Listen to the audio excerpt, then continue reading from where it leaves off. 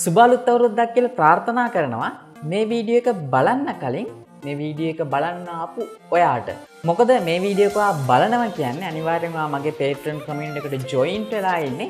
ඒ වගේම ඔයා කොහොම හරි මේ අවුරුද්ද ඇතුළත ගොඩ යන්න බලාගෙන ඉන්න පුද්ගලයෙක් වෙන්න ඕනේ. අද මේ වීඩියෝ එකෙන් කතා කරන්නේ කොහොමද ඔයාලා දැනට හදලා තියෙන Fiverr account එකක් තියෙනවා නම් තාම order එකක් නැත්නම් ඒ පළවෙනි order එක කොහොමද ගන්නෙ කියන එක ගැන කතා කරන්න තමයි මේ වීඩියෝ එක මම ඔයාලට අරගෙන ආවේ.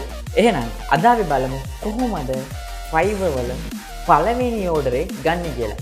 අපි යන් වීඩියෝ එකට.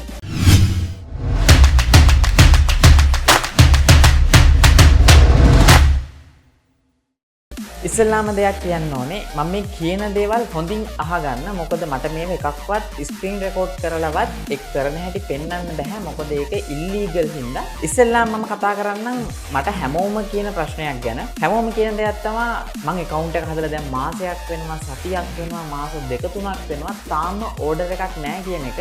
ඉතින් මම එයාලත් එක්ක මැසේජ් කරනකොට මම ඉතින් කියනවා පුළුවන් නම් මට link එක එවන්න කියලා. ඉතින් මම ඒකට ගිහිල්ලා බලනකොට ඇත්තම කියනවා නම් මටවත් order එකක් දෙන්න හිතෙන්නේ නැති තත්ත්වයක තමයි ඒ වගේ gig තියෙන්නේ.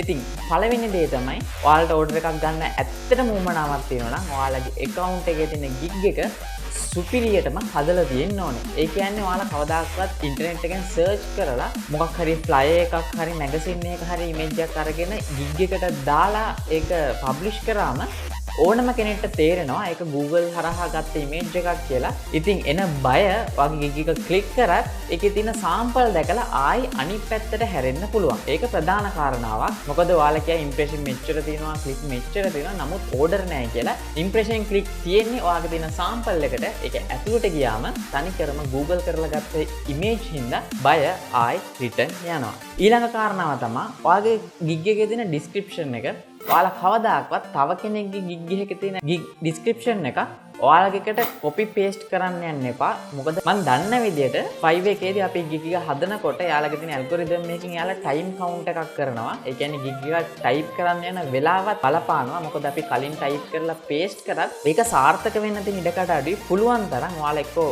ඒක වෙන තැනක දාගෙන වෙන window එක open කරගෙන ඒක ඔයාලා type කරත් ඒ algorithm එක හරහා ඔයාලා gig එක denied වෙන්න තියෙන ප්‍රතිශතය 100%ට 10කටත් වඩා අඩුයි. ඊළඟ කාරණාව තමයි ඔයාලගේ තියෙන profile picture එක ගොඩක් අය කරන දෙයක් තමයි gig එක හදලා ඔය කොහේ හරි ඉන්න ලස්සන ගෑනු ළමයිගේ photo එකක් ඒකට add කරනවා. කවදාකවත් ඒ වැරද්ද කරන්න එපා. මොකද Fiverr එකේ අනාගතයේදී මොකක් හරි ප්‍රශ්නයක් වෙලා අපිට අනන්‍යතාවය ඔප්පු කරන්න ඕනෝති අපේ රියල් ඉමේජ් එකක් ප්‍රොෆයිල් ඉමේජ් එකේ තිබ්බොත් තමයි ගොඩක් වෙලාවට අපිට අර මොකක් හරි ප්‍රශ්නයක් ආවොත් ඒක කතා කරලා විසඳ ගන්න පුළුවන් තත්යකට මේ Fiverr account එක හැදෙන්නේ. ඉතින් ඔයාලා බලයි එතකොට මගේ තියෙන logo එකක් කියලා. නමුත් ඒක logo එකක් තියෙන එක ප්‍රශ්නයක් නැහැ. නමුත් අර ගෑනු ළමයිගේ තියෙන photos මේවට පාවිච්චි කරන්න එපා. order එකක් ගන්නවා නම් ඔයාලා හැමෝම දන්න දෙයක් තමයි buyer request කරන්න ඕනේ කියලා. නමුත් මේ කාලය ඇතුළත buyer request කියන එක ගොඩක් අඩු වෙලා තියෙනවා. මොකද අපි යන හැම වෙලාවකම buyer request එකක් නැහැ. ඒ වගේ පොඩි ප්‍රශ්නයක් තියෙනවා මේ ටිකේ. ඒකට ප්‍රධාන හේතුව තමයි ඔයාගේ gig එකේ තියෙන tags ටික. මොකද ඔයාලගේ තියෙන gig එකේ tags වලට තමයි යාලා request එකක් දැම්මම ඒකට අදාළ tag එකට ඒ request එක පෙන්වන්නේ. ඔයාලා කොච්චර හොඳට gig එක හැදුවත් වැඩක් නැහැ. ඔයාලා දාන tag එක perfect නැත්නම්. ඒ කියන්නේ උදාහරණයක් ගත්තොත් මම කරන්නේ flyer නම් අනිවාර්යයෙන්ම ඔයාලගේ tags වල තියෙනුනේ flyer නැත්නම් flyer design ඒ වගේ මොකක් නැත්නම් unique flyer ඒ වගේ මොකක් හරි දෙයක් තියෙන්න ඕනේ flyer සම්බන්ධව. මොකද එයා buyer request එක දාන්නේ flyer එකක් ඉල්ලලා අපේ gig එක කොච්චර ලස්සනට හැදුවත් වැඩක් නැහැ. අපේ tags හරියටම නැත්තම්. මේ කාරණාව ගොඩක්ම විශේෂයි. මොකද ලංකාවේ තියෙන Facebook page වල අපේ gig එකක් share කරන්න බෑ. මොකද share කරත් ඇත්තට මේකේ තේරුමක් නැහැ. මොකද ලංකාවේ ඉන්න මිනිස්සුත් එක්ක ඔයාගේ Fiverr account එක නැති වෙන්න තියෙන අවස්ථාව වැඩි. ඉතින් මම ඒක recommend කරන පොඩි system එකක් තියෙනවා. මොකද මගේ මේ අලුත් account එකට සම්පූර්ණයෙන්ම මුල් order 10 ආවේ අන්න ඒ system එක හරහා. ඇත්තට මේක ගොඩක් සාර්ථකයි. මොකද ඔයාලම දකින්න ඇති දැන් මගේ account එකට මම හිතන්නේ ඩොලර් 500ක් පාස් කරලා ඉවරයි. මාස දෙකක් වගේ තමයි ගියේ. ඔයාලා හිතලා බලන්න අලුතෙන්ම හදන account එකකට කිසිම fake order එකක් නොදා අලුතෙන්ම එන buyers ලගේ මෙච්චර ගාණක් යනවා කියන්නේ කොහොමද තව අවුරුද්දකින් දෙකකින් මොකක් හරි වැඩක් කරගන්න පුළුවන්. ඒකින්ද මේ system එක අනිවාර්යයෙන්ම follow කරන්න. ඒකට කරන්න ඕන ප්‍රධාන දේ තමයි ඔයාට හොඳටම හැබැයි ඉංග්‍රීසි පුළුවන් වෙන්න ඕනේ. නැත්තම් දන්න කෙනෙක් හරි ළඟ තියාගෙන මේ සිස්ටම් එක පොඩ්ඩක් කරලා බලන්න. Facebook තමයි දැනට තියෙන ලොකුම ඇට්‍රැක්ෂන් එකක් තියෙන සමාජ ජාලාව. ඉතින් මේකෙදි নানা ප්‍රකාර මිනිස්සු ඉන්නවා. ලොකු කම්පැනිස් ඉන්නවා, පොඩි කම්පැනිස් ඉන්නවා, සාමාන්‍ය අපි වගේ කට්ටිය ඉන්නවා.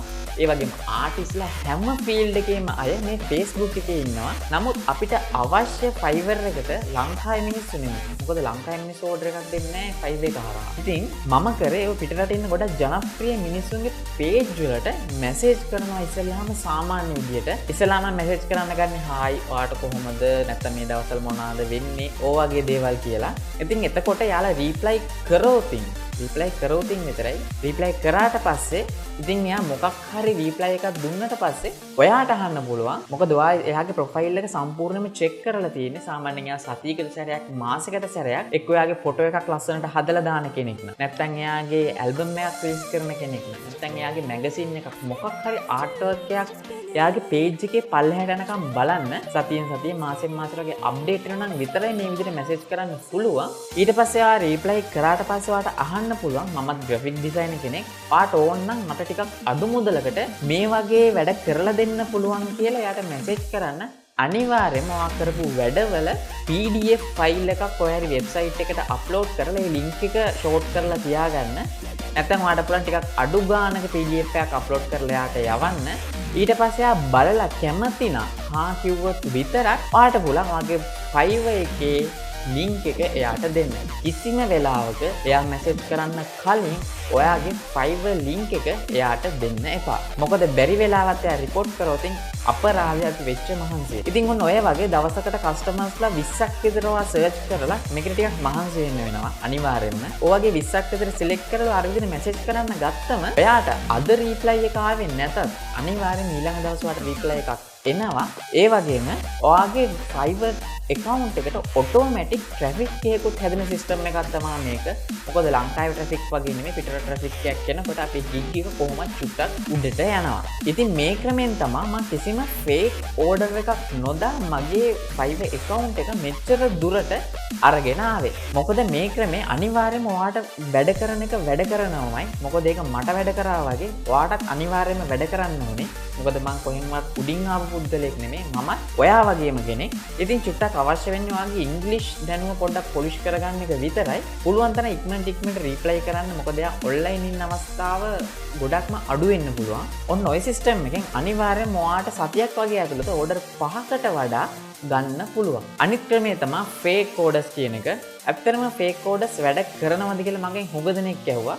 ඔව් වැඩ කරනවා. නමුත් ඔයා සෙලර් කෙනෙක්ගෙන්ම මේකට ඕඩර් එකක් දැම්ම කියන්නේ ඒක ලිස්ට් වෙන ප්‍රතිශතය ගොඩක් අඩුයි. නමුත් ඔයා ඉන්ටර්නැෂනල් බයර් කෙනෙක්ගෙන් ෆේක් ඕඩර් එකක් දාගත්තොත් අනිවාර්යයෙන්ම ඔයා ගිග් එක ලිස්ට් වෙන්න අවස්ථාව ගොඩක් වැඩි. හැබැයි එකකින් නම් බෑ. අඩුම ගානේ 3-4ක්වත් වැටෙන්න ඕනේ. අනිත් එක යාට කියන්නේ රිවිව් එක දානකොට ටිකක් ලොකු රිවිව් එකක් ටයිප් කරන්න කියලා. ගොඩක් අය කියන්නේ good job, outstanding experience ඕ වගේ දේවල්. නමුත් පුළුවන් නම් ඔයා ටයිප් කරපු එකක් එයාට යවලා. මොකද ඔයා ගොඩක් ලස්සනට ටයිප් කරපු රිවිව් එකක් එයාට යවුවොත් මොකද මේක ෆේක් ඕඩර් එකක්. අපිට ඕන රිවිව් එක අපිට ගන්න පුළුවන්. ඒ කියන්නේ ගොඩක් ලස්සනට රිවිව් එකක් හදලා එයාට යවුවොත් එයාට පුළුවන් ඒක අපිට ෆීඩ්බැක් එකක් විදිහට දෙන්න. ඒ වගේම එන බයර්ස්ට ඇත්තටම ගොඩක් සැටිස් වෙනවා මේ වගේ දිග ෆීඩ්බැක් තියෙනකොට. ඉතින් මේ කිව්වේ මගේ මේ SL ෆොටෝ කියන Fiverr account එකට ඕඩර් ගත්ත විදිය. ඉතින් මේක බොරුවක් නම් ඔයාලට දැන් උනත් ගිහිල්ලා මගේ account එක විතර check කරගන්න පුළුවන්. මගේ ඕඩර්ස් වැටිච්ච හැටි ඒ වගේම මේ දේවල් සම්පූර්ණයෙන්ම කරේ මම Facebook එක හරහා. ඉතින් කවදාකවත් ලංකාවේ page වල නම් මේවා share කරගන්න එපා. ඉතින් අද මේ වීඩියෝ එකෙන් අරන් ආවේ කොහොමද ඔයාලගේ Fiverr account එකට පළවෙනි ඕඩර් කිහිපය ගන්නෙ කොහොමද කියලා. ඒ වගේම ඔයාලා මගේ Patreon community එකේ දිගටම හිටියොත් Photoshop වල advanced tutorial මගේ මේ Patreon community එක හරහා බලන්න පුළුවන්. ඒ වගේම මම ඒකට අය කරන ගොඩක් සාධාරණ මුදලක් රුපියල් 180ක් විතරයි. ඉතින් ඔයාලා හිතනවා නම් මම දාන Photoshop tutorial එකක්වත් රුපියල් 180ක් වටින්නේ නැත්නම් ඔයාලට පුළුවන් දැම්ම මේකෙන් remove වෙන්න. ඒ වගේම මගේ YouTube channel එකේ සාමාන්‍ය විදියට normal Photoshop tutorial යනවා. ඒක ගැන කිසිම විදියකට worry වෙන්න එපා. මොකද Patreon community එකේ දෙන්නේ ටිකක් advanced දේවල් විතරයි. ඒ වගේම ඔයාලා තාම මගේ YouTube channel එක subscribe කරලා නැත්නම් ඔයාලට පුළුවන් පල්ලෙහා තියෙන රතු පාට subscribe button එක press කරලා ඊට එහා පැත්තේ තියෙන bell icon එක press කරන්න. එහෙන් press කරොත් තමයි මම දාන වීඩියෝ හැමෝටම කලින් ඔයාට බලා ගන්න පුළුවන් වෙන්නේ. එහෙනම් මේ වගේම වීඩියෝ එකෙන් හමු වෙනකම් හැමෝටම සුබ දවසක්.